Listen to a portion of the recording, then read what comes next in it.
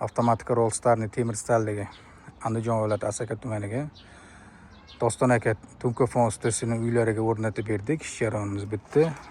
Darvozamiz bo'yi 285, eniga 4 metrlik bo'lgan. 4 metrdan katta bo'lganligi uchun joyimiz ikkita o'ngon profil o'rnatib berganmiz. Mana ichkaridan hozir jarayonni ko'ramiz. Bu avtomatikamiz. Yonda kaltkasi bilan birgalikda o'rnatib berganmiz.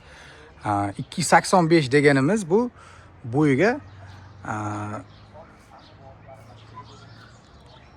betonni regaliga qo'yib berganmiz. Chunki bu pastroqda bo'lganda mashina kirib chiqishi umuman iloji bo'lmasdi. Shuning uchun biz yuqoriga qo'yib berganmiz. Har qanday holatda bu muammolarga yechim bor. Mana svet bo'lmaganda rushnoy holati ham bo'ladi.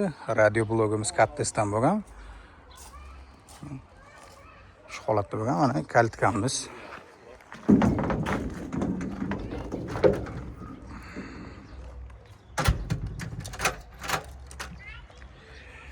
Darvozamiz o'ziga xos uslubda chiroyli chiqdi. Uy fasadiga mos. Kimga shunaqangi avtomatik darvozalar kerak bo'lsa, ekrandagi raqamlarga murojaat qilaverasizlar.